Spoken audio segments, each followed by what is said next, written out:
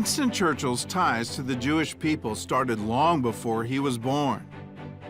In 1841, a distant relative, Colonel Charles Henry Churchill, had created the first political plan for a Jewish homeland in Palestine, 50 years before Zionist leader Theodore Herzl. And Winston's father, Lord Randolph Churchill, was widely known and mocked for his circle of Jewish friends. He inspired in young Winston a lifelong love for the people of the Bible. He really believes that the Lord deals with the nations as the nations deal with the Jews. You need to be good to Jews. You need to be good to the Israelis. God will reward you for that. And he really believes that his whole life.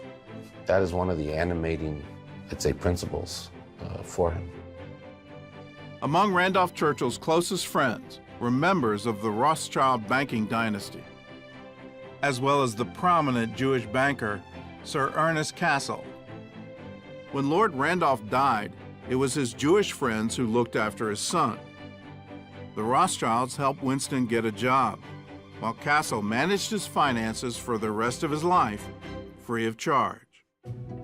For the first 30 years of Churchill's life, his connection to the Jews was purely social, but all that changed when he entered Parliament. In 1904, Churchill accepted a seat in Manchester, where a third of his constituents were Jewish. He won them over by opposing a bill that limited Jewish immigrants in Britain, most of whom were fleeing massacres in Russia. That same year, another man arrived in Manchester, a Zionist leader with whom Churchill would share a lifelong friendship. Chaim Weizmann, a Jewish chemist from Russia, who later became the first president of Israel. He was instrumental in lobbying the British government for a Jewish homeland, and his efforts resulted in the Balfour Declaration of 1917. At the San Remo Conference in 1920, the British were given a mandate to enforce the declaration and create a Jewish state in Palestine. The man they put in charge of that task was Winston Churchill. Churchill's job wasn't an easy one. During the First World War, the British had already made a deal with the Arabs.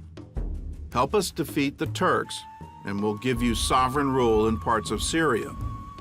2 years later, the British promised the Jews a homeland further south in Palestine. It was up to Churchill to see that Britain kept both of those promises. So in March of 1921, he set out for Palestine. Churchill arrived in Gaza with the famous Lawrence of Arabia. Thousands of shouting Arabs had gathered to greet them.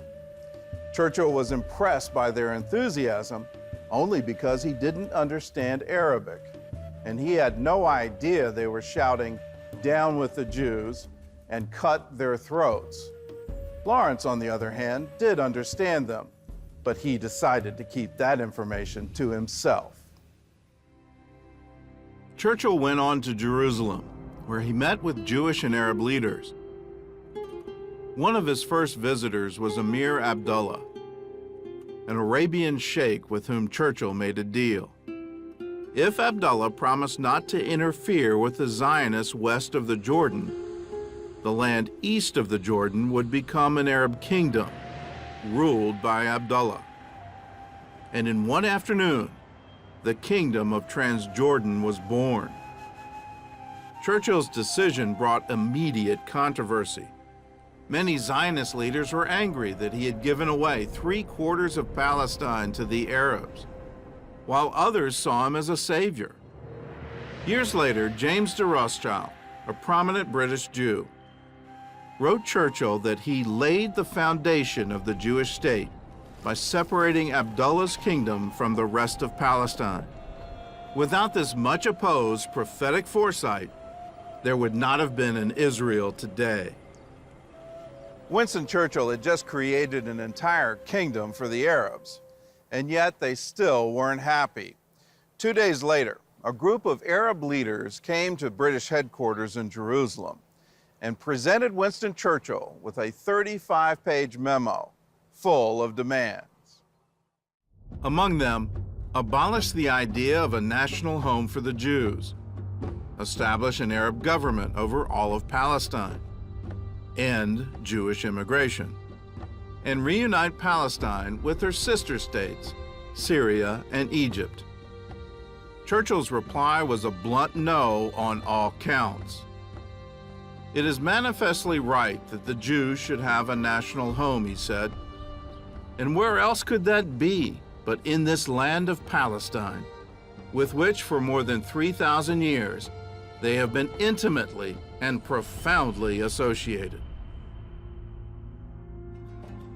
Before he left Palestine, Churchill visited two Jewish communities that deeply impressed him.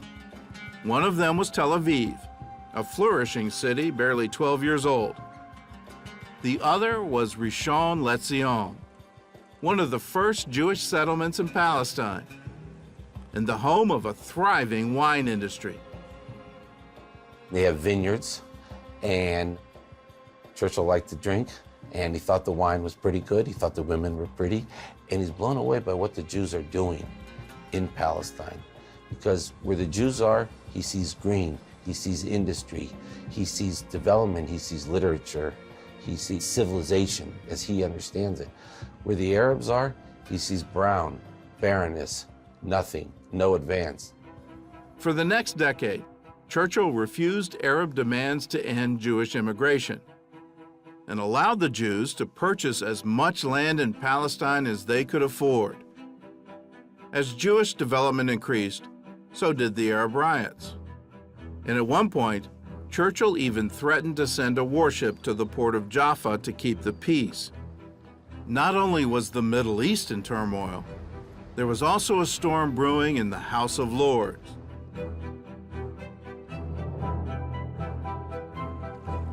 It started when Churchill signed off on a Jewish plan to bring electricity to Palestine by harnessing the power of the Jordan River. He saw it as a benefit to both Jews and Arabs, while the British lords saw it as a Jewish power play. They introduced a motion to abolish the mandate and nullify the Balfour Declaration. One after another, British lords denounced Zionism as a burden to the British taxpayer and a grave threat to Arab rights.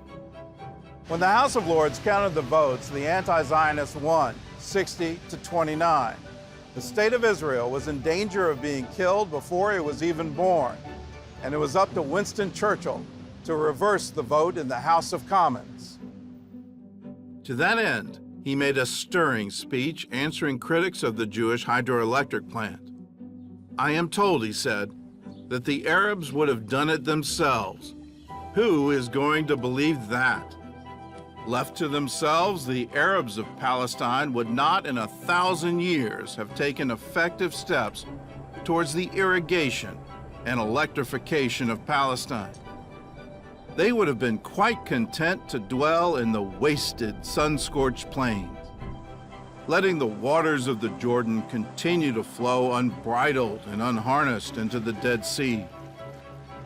Britain," he concluded, "must keep the pledge that she had given before all the nations of the world." Churchill's speech was a rousing success, and the House of Commons voted overwhelmingly in his favor. But 15 years went by. The Jews were no closer to having a state, and Churchill, now out of office, was powerless to help.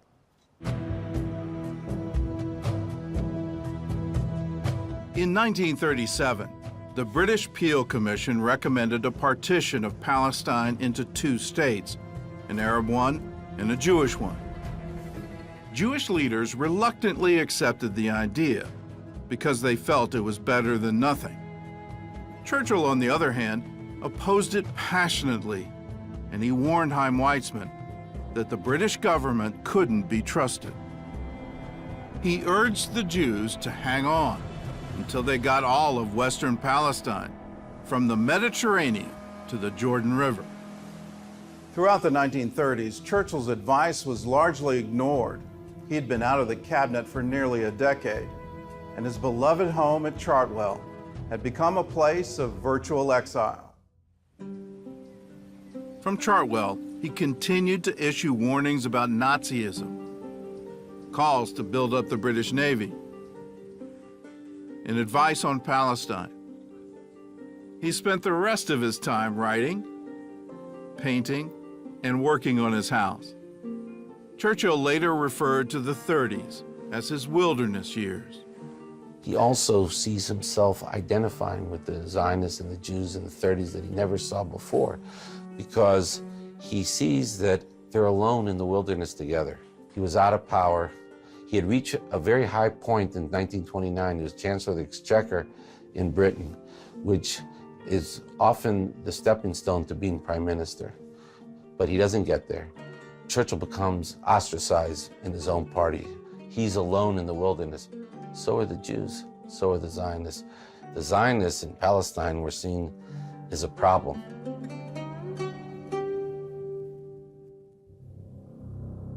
In 1939, the British government issued a document known as the White Paper.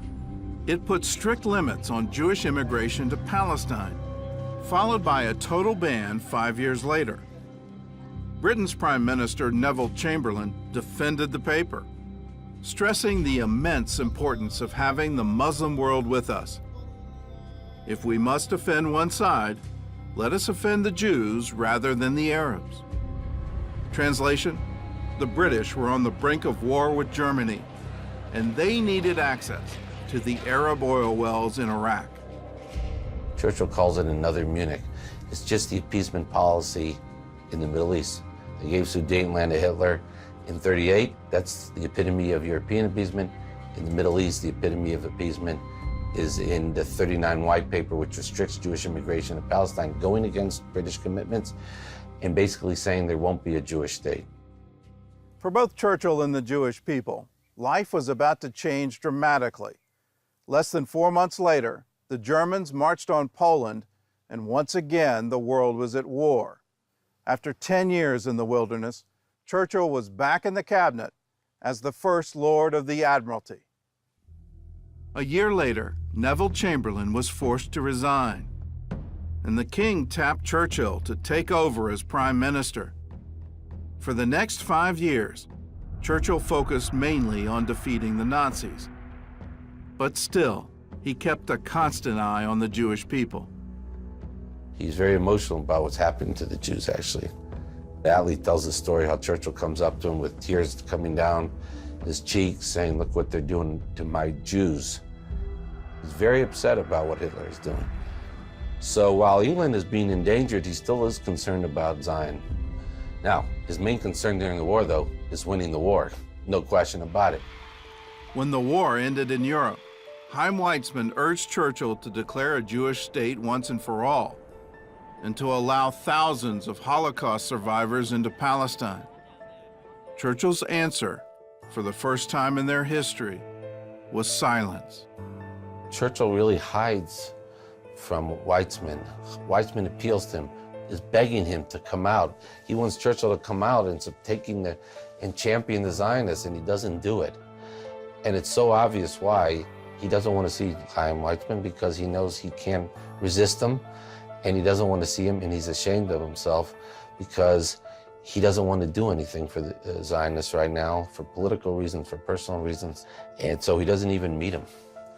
It also gets to the power that Weizmann had over him. Churchill was still sympathetic to the Zionist cause, but he had bigger challenges ahead. He was about to meet with Truman and Stalin in Potsdam to decide the fate of the Nazis and to map out the post-war world. Churchill was facing problems here at home as well. His government had crumbled. 2 months after the war ended, he returned from Potsdam to find that he had been voted out of office. He brings him back to victory, and he gets kicked out of office.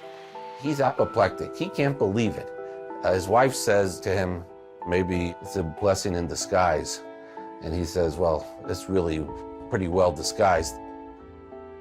It was on the initiative of His Majesty's government in the United Kingdom that the General Assembly placed the problem of Palestine's future government on its agenda.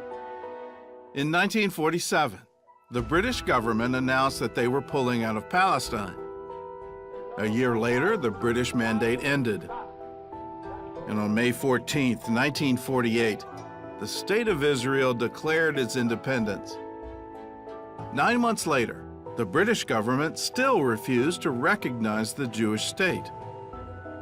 So Winston Churchill, now leader of the opposition, delivered a scathing speech in the House of Commons, railing against what he called the government's gross and glaring treatment of the Israelis, and urging Britain to send an ambassador to Tel Aviv. The speech was a great success. And 9 days later, Britain formally recognized the State of Israel. Churchill's old friend, Chaim Weizmann, now Israel's first president, sent him a telegram of thanks. Churchill sent him a brief reply. "I look back with much pleasure on our association." Then he added, in his own handwriting, "The light grows."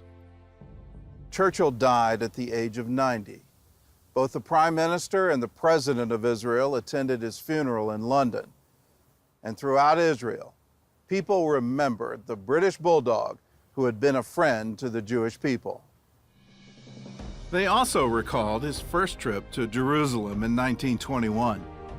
Together with the chief rabbis, Churchill planted a tree on Mount Scopus to dedicate the site of the future Hebrew University. Then he told the crowd, "I believe that the establishment of a Jewish national home in Palestine will be a blessing to the whole world, a blessing to the Jewish race scattered all over the world, and a blessing to Great Britain. The hope of your race for so many centuries will be gradually realized here, not only for your own good, but for the good of all the world."